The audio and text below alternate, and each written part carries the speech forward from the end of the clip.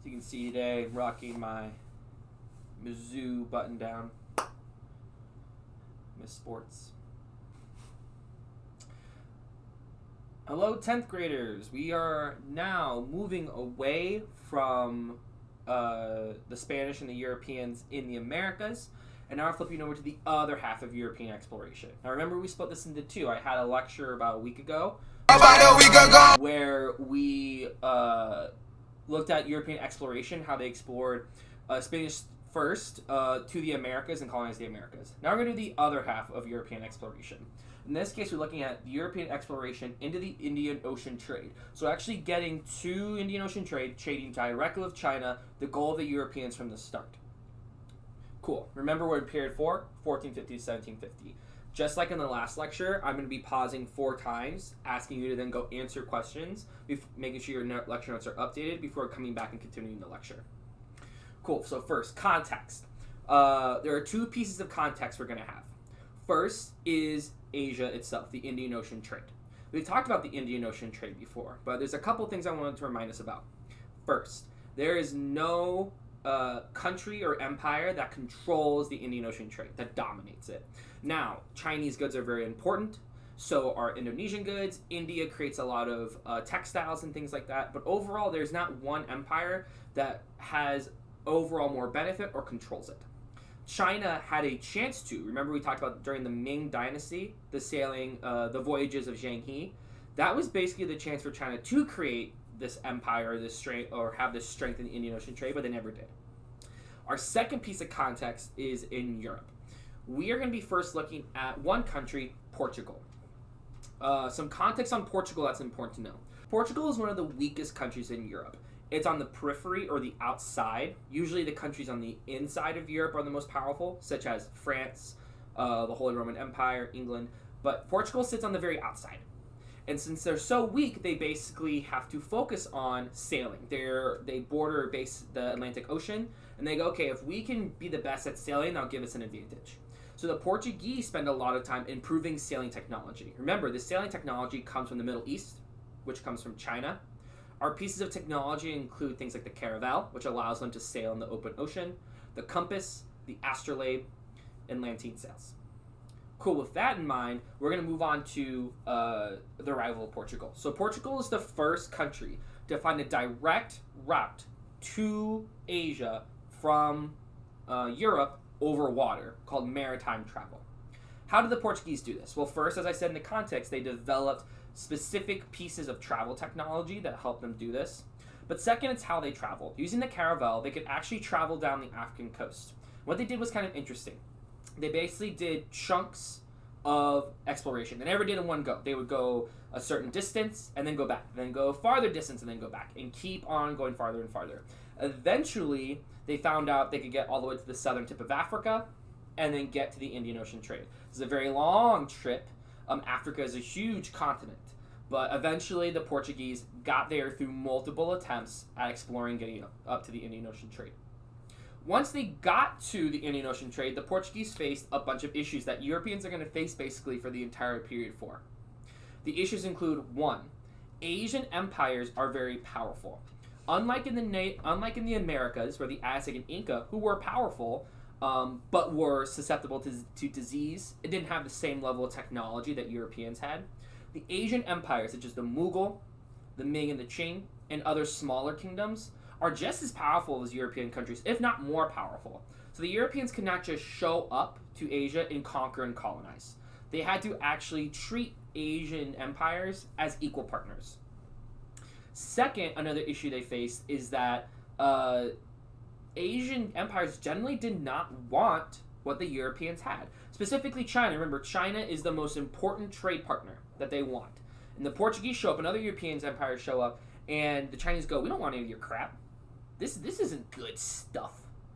And so the Portuguese go, well, dang, what are we going to trade with if the Chinese don't want any of our stuff? Last but not least, the Portuguese and other European empires are going to find that this is a very long trip. To go from Portugal all the way to the Indian Ocean and back is about a year. So then that means Portuguese and later on other European countries and empires are going to have to think about how do we make this trip that is very long and very difficult both profitable and safe enough that we can actually send merchants regularly. The Portuguese are going to be the first one who solved this in a manner through what we call a trading post empire. Basically, only the Portuguese and the Spanish did this. A trading post empire, at its simplest, is just trying to control trade routes. What Portugal figured out and what the other countries of Europe figured out is that the way they're going to make money on the Indian Ocean is through controlling trade. The one advantage that the Portuguese and other European countries are going to have is the sailing technology and their gunpowder technology. So what the Portuguese find is that they are able to basically, if they can't take over Asian empires, control the trade. So the Portuguese and later on other European countries are going to become the UPS basically of Asia. They're going to be the ones taking goods from spot to spot, getting tax revenue off that, taking some of that back to Europe and selling it. And so using their one advantage, sailing technology and gunpowder cannons, they're going to control trade. So back to this idea of a trading post empire. This trading post empire is how they're going to control trade. The Portuguese are going to set up forts on important ocean trade routes. And basically where boats have to stop to be able to restock, you can't generally make that whole trip to Indian Ocean and back without stopping. So they're going to set up forts on places where European ships have to stop. And they're basically going to say, hey, if you want to keep going, you need to pay a tax and you need to buy stuff from us or else we're going to destroy your ship. And so the Portuguese basically tax people who are going through these trade routes. And that's how they make a lot of their revenue. The Portuguese are also going to set up forts, are basically going to set up forts along the coast of Africa. They're also going to set up forts throughout Asia, specifically in points where a lot of ships sail through. I'm going to pause here, and you're going to answer your first question. Go ahead and go. This is it. This is the end of my teaching career. With my board broken, how would I present information to children? I could see it now. My confidence will be shot. I'll never be able to even put more than 3 words together. It's all over. My star was burning so bright, and here it is. One misstep. One fatal flaw. It's over just like that. Be the one if you Why? Want me to. Why me? Where have all the good men gone, and where are all the gods? Where's the streetwise Hercules to fight the rising odds? Isn't there a white knight upon a fiery steed? Late at night I toss and I turn and I dream of what I need.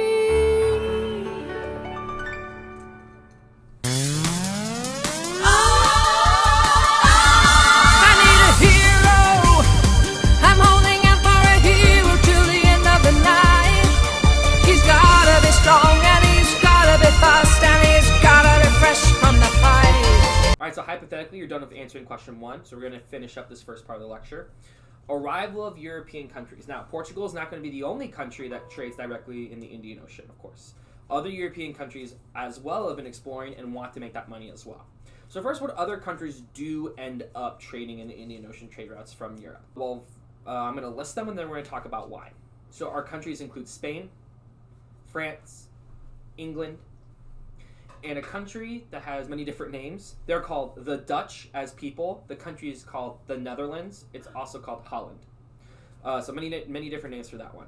So all those countries are going to arrive and take part. Why? Well, for one, remember we talked about that the economic policy of mercantilism.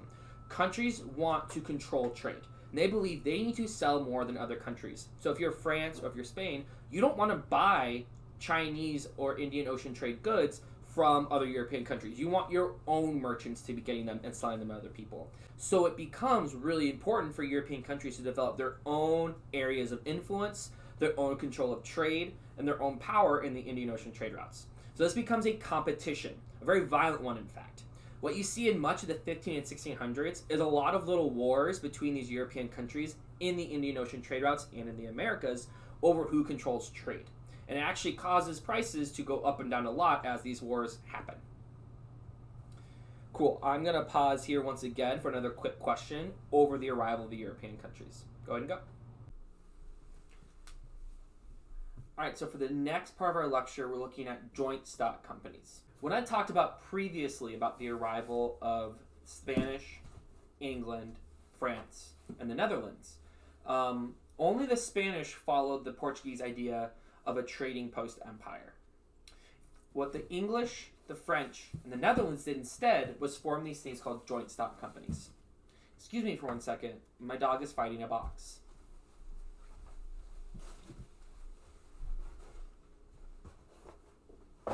Anywho, they're going to instead form and use joint stock companies. Now, while trading post empires was about a country or an empire building forts on trade routes, joint stock companies are going to be something else entirely. Their goal is the same. They want to control trade and make money off trade. But how they do it and the methods they do it in are going to be a lot different. So first, a joint stock company, what are they? Joint stock companies are merchants, private citizens, who come together to form a company. So the companies you know today, such as like Walmart, Target, Best Buy, any big company, has its origins in joint stock companies. So joint stock companies are one, merchants who come together and form a larger company. Here's why. As we talked about, it is very expensive for a ship to go all the way around Africa, all the way to the Indian Ocean, all the way back. It's very expensive, it's very dangerous. If I'm a merchant on my own, and I put all of my money into a ship and it sinks, I've lost all my money. What's a lot safer is if all these merchants get together and form a company, put all their money into it, and then buy like 20 ships. That means that if you send 20 ships and 3 get sunk, you still make a lot of money off the remaining ships that make it back. So these joint stock companies serve two purposes. One, it allows these trade missions to continue with plenty of funding because many merchants are taking part. 2, it decreases the risk. Since there's so many more ships traveling, if a few don't make it, it won't ruin or destroy a merchant's wealth. How the government supports these, we have to remember, governments in period 4 are all about mercantilism. They are trying to control trade as much as possible. So these governments view these joint stock companies as something that could be really helpful to them. They realize that if these companies grow powerful enough and they're able to control trade, they're going to bring goods back to the country that can be sold, can be taxed, and will make the country richer and more powerful. So governments are going to support joint stock companies in 2 ways. First is giving them what are called monopolies. What you're going to find is that most of these European countries have 2 joint stock companies max. Usually an East India Company for Asia and a West India Company for the Americas. So for example, one of the largest joint stock companies is the British East India Company. Now, monopoly. A monopoly is when you are the only one who controls a particular item or trade. In this case, a country is given a monopoly to these joint stock companies. So if I'm England, if I give a monopoly to my joint stock company, I'm saying you're the only company from England who can trade in Asia. The point of this is making sure the company has a lot of power and no competition to get in its way. So what you have is a joint stock company from each country fighting in Asia to control trade. Governments will also support their joint stock companies by funding them, giving them money, and also giving them loans and bailing them out if they're not successful. A lot of these joint stock companies are going to go through periods where they lose a lot of money, and they would have failed if they were a normal business. But what these governments are going to do is give them bailouts and money to make sure they survive. And later on, governments will even take over these companies. How they operate. Joint stock companies operate in a much different way than when we talked about trading post empires. A joint stock company is going to buy ships. Well, let me rephrase that. The first method a joint stock company makes money is by, as I said earlier, buying a whole bunch of ships who are going to go to Asia and do a couple things. One, they're going to try to control trade routes. They're going to try to be the only group trading between areas, and they're going to try to make sure they make a lot of money off taxing and using this trade, and then bringing goods from Asia, from the Indian Ocean, back to Europe to sell. Examples include tea, spices, silk, porcelain, and textiles being clothes.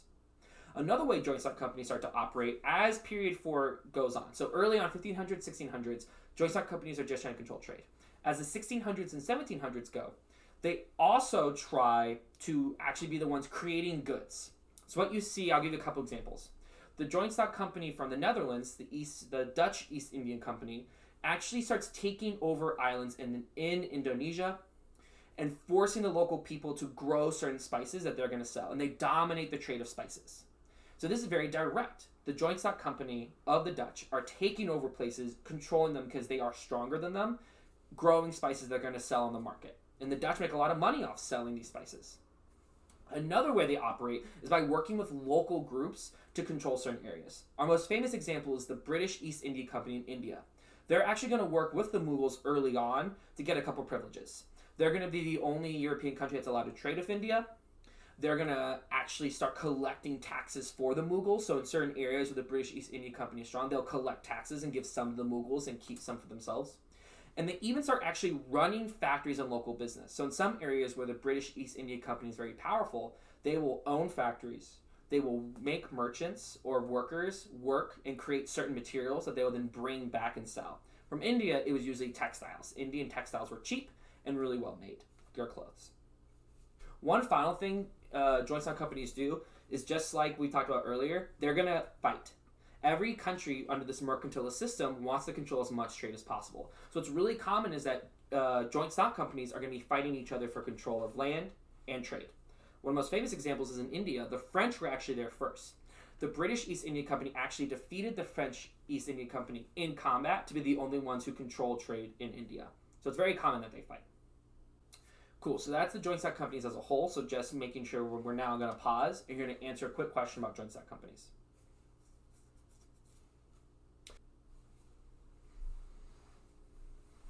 Okay, so after answering that question, we're in our last part of our lecture about the general effects.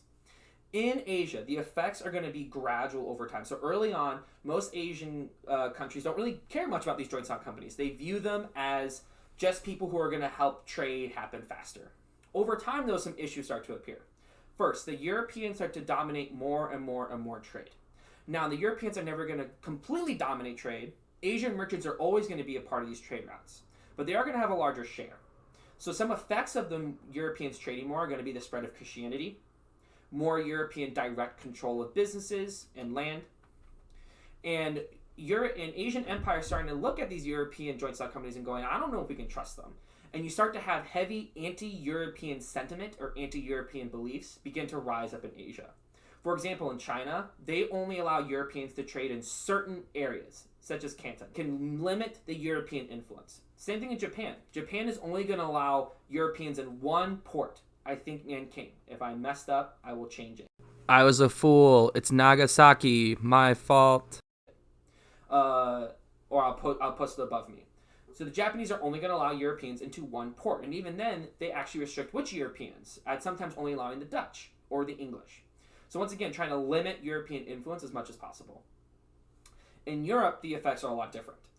Joint stock companies only get more and more and more effective at getting Asian goods back to Europe and controlling trade. So what happens is merchants in Europe are going to gain a lot more wealth and social standing. This is seen, for example, in art, as more art is done of merchants and their ships because they become a lot more wealthy and they can buy art.